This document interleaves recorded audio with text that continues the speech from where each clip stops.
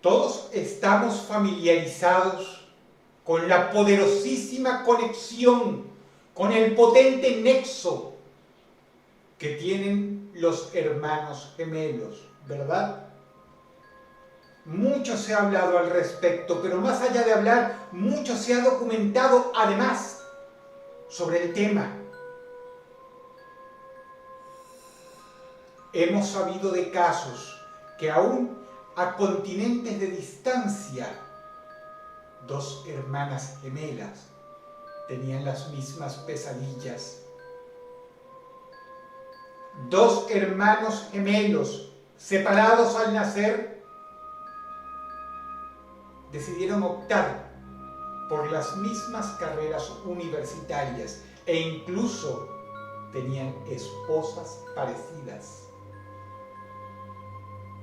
Todo esto no es parte de un cuento, pues es real.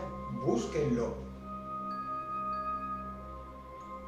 La parapsicología se alimenta en gran medida por el impresionante fenómeno de los hermanos gemelos. Y lo que vas a escuchar ahora es quizá la historia oscura más terrible al respecto.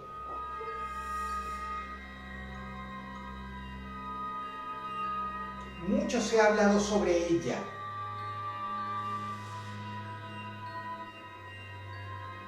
Mucho se ha estudiado. Pero es complicado porque todo depende de creer en la palabra de este chico terriblemente traumatizado, terriblemente lastimado de sus emociones. Él tenía a su hermana gemela, se amaban, se necesitaban de hecho. Pero durante la pubertad, la chica comenzó a padecer de episodios depresivos muy severos. Es todo un caso porque en el reporte aparece que los padres, aunque preocupados, no habían sabido medir en toda su extensión la gravedad de esta depresión. Pero el hermano sí. Oh, él sí. Y conversaban entre ellos. Y ella le hacía confesiones que a nadie más. Confesiones que luego, por boca de él, supimos. Ella tenía ideas suicidas. Y él la abrazaba y lloraba. Lloraba por ella. Y le decía que no, que ni se le ocurriera. Que si lo hacía de hecho, y esto lo recalcó, se iba a arrepentir.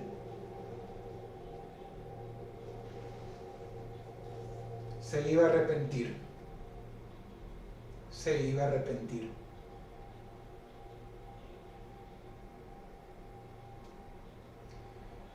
Pobre conductor.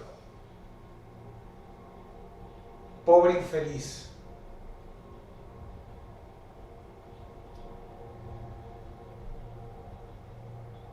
Porque durante el funeral de ella, nadie sabía lo siguiente. El único que lo sabía era de hecho el hermano. Y él tenía una crisis emocional enorme. Porque sabía que le estaban arruinando la vida a un tipo al que nadie le creía, que la chica se le había lanzado en plena calle. Él estaba conduciendo y ella se le lanzó. La pequeña rebotó en el parabrisas y fue aplastada y destrozada, sus huesos hechos añicos, su columna vertebral quebrada y hecha pedazos, en una mezcla malentendida entre sangre, carne y tuétanos, ahí tirada entre las ruedas. Todos creían que él había sido descuidado, pero no, el hermano sabía, ella se había lanzado.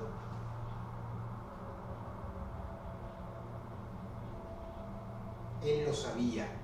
Ella se había lanzado. Y no lo confesó sino hasta mucho tiempo después. No quería hacerlo porque la idea de que se había suicidado y de semejante manera lastimaría por siempre a la familia de manera irremediable.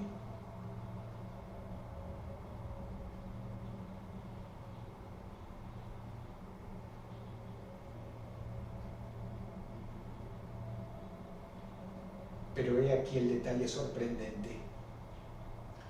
Durante ese entierro, durante ese funeral, el joven, el gemelo que vivió, lloraba profusamente, no solo por la muerte de su hermana, sino porque de manera increíble él había confirmado que en efecto ella se arrepintió de haberlo hecho.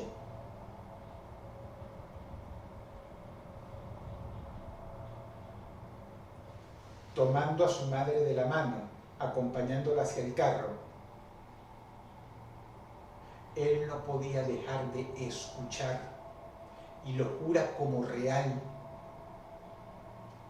el llanto y los gritos de su hermana viniendo del ataúd.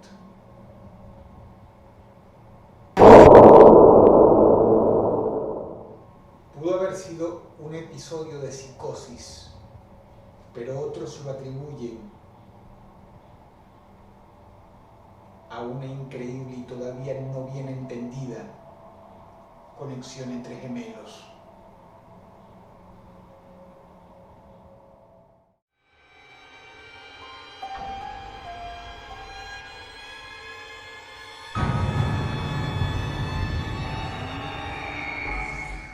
Las historias más espeluznantes no siempre son de fantasmas, no siempre son de espectros. Algunas de las peores, y ustedes lo saben muy bien, ustedes sí, quienes han visto cosas de la Deep Web o simplemente encendido el noticiero a una mala hora, que las historias reales son las peores.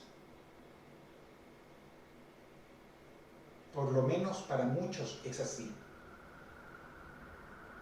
Y esta es una cruda e infinitamente cruel historia real.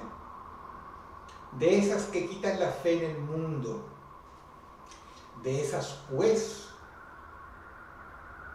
que lo hacen a uno volverse no creyente. Era un tipo que estaba en su cama. Era tarde de madrugada. Esto sucedió en uno de esos barrios donde las casas son de clase media y no tienen 2 pisos, tienen un piso. Esas que son tan comunes en Norteamérica. El sujeto tiene sueño ligero, pero aún si hubiera tenido el sueño bastante pesado, sueño de morsa, se habría despertado porque comenzó a escuchar un meneo pavoroso, un ruido infernal viniendo de sus potes de basura.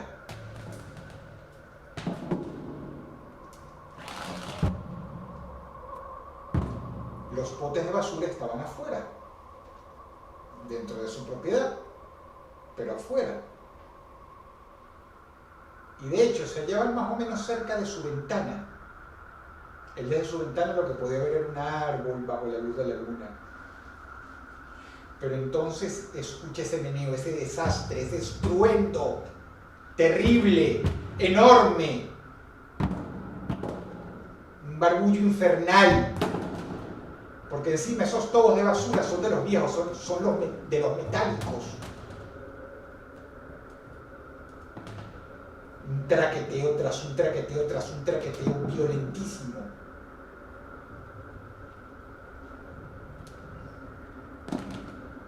Como no estamos hablando de la ciudad, el sujeto suspira con un ojo cerrado y el otro entreabierto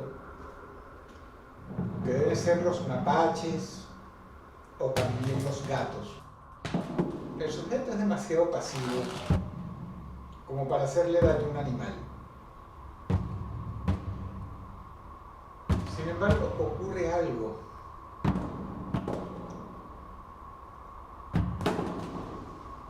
Esa pared que tiene al frente, detrás de ella, está la sala. Y la sala tiene una gran ventana. Y quizás sea porque allá en el norte las casas son de un material muy febril. Él pudo escuchar muy bien cuando algo que sin dudas era humano, o por lo menos iba en dos pies, forzó la ventana, la rompió y se metió dentro de su casa.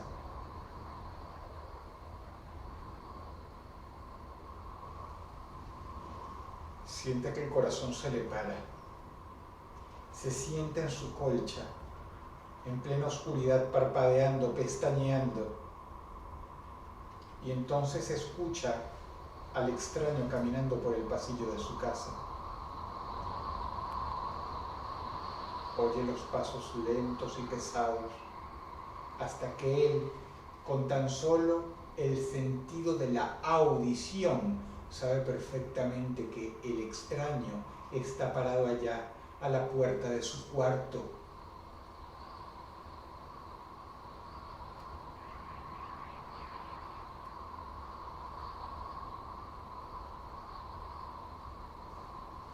El tipo abraza sus propias piernas y se queda en silencio, mirando en la dirección oscura en la que él sabe que está el pomo de la puerta, esperando escucharlo crujir o moverse.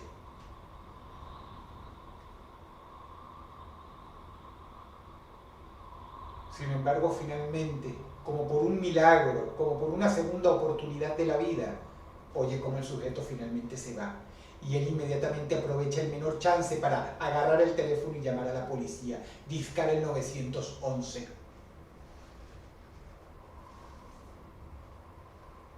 Al principio viene una patrulla.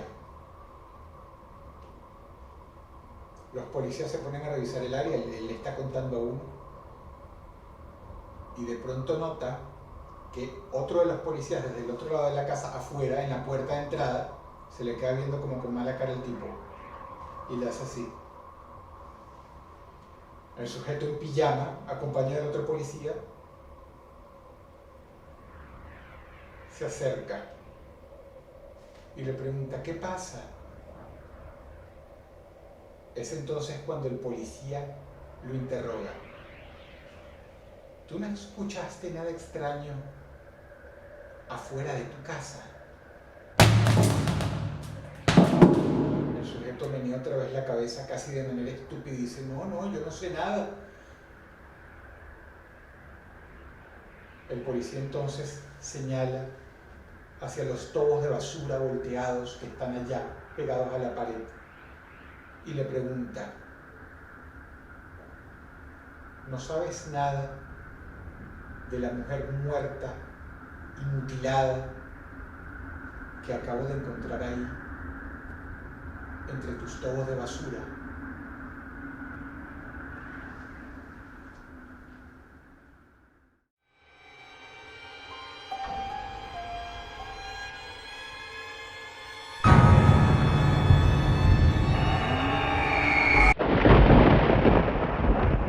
El relámpago fue tan potente que las luces se fueron inmediatamente. Todas esas lucecillas que uno ve de la computadora en estado de suspensión, esas lucecillas que uno ve en la televisión, por más que esté apagada, ¡pum!, murieron. La del aire acondicionado también. Se fue la luz. Era de madrugada y el tipo estaba despierto en su cama. Llovía copiosamente afuera. Las ventanas estaban muy bien cerradas porque si no, imagínate, entraba la lluvia.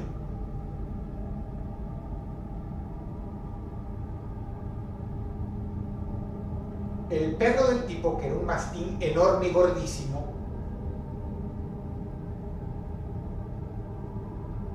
era sin embargo un cobarde. Gemía, lloraba, no le gustaban las tormentas, pero peor aún, al animal no le gustaba tampoco la oscuridad.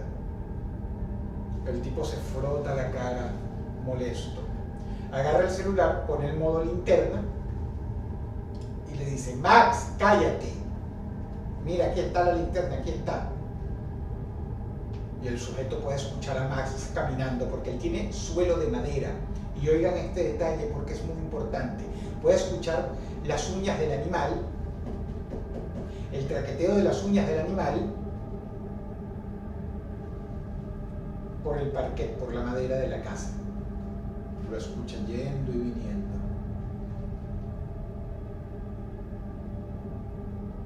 Max, ven acá. Max, Max. Entonces siente, o por lo menos le parece sentir, la presencia de su perro ahí en el marco de la puerta, en plena oscuridad. Él intenta alumbrarlo con la linterna, pero no puede. Ve el destello incandescente de sus ojos, pero entonces se marcha y vuelve a escuchar el traqueteo de las uñas caminando por la madera. ¡Max! El sujeto se quita las sábanas de encima, suspira profundamente y decide beberse un vaso con agua. Se levanta, hace ciertos movimientos para enderezar la columna y comienza a caminar a la cocina, con el celular en la mano alumbrando muy tenuemente lo que tiene por delante. Todo está en la penumbra, oscuro. Vuelve a sonar un relámpago. La lluvia cae peor que nunca. Finalmente el sujeto empuja la puerta y ve que hay algo tirado ahí, entre las baldosas de la nevera y la mesa. Él lo enfoca con la luz del celular. Y lo primero es sentir ganas de vomitar, seguido de una tristeza y un impacto casi traumático. Max estaba ahí destrozado.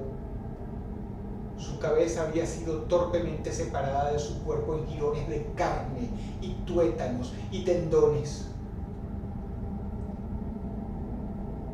Una de las patas se las habían arrancado como si fuera un muslo de pollo.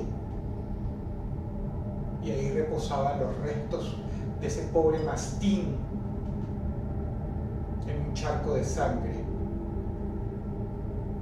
El sujeto gime: Max. Y entonces comienza a escuchar los traqueteos de esas uñas sobre la madera, acercándose rápidamente detrás de él.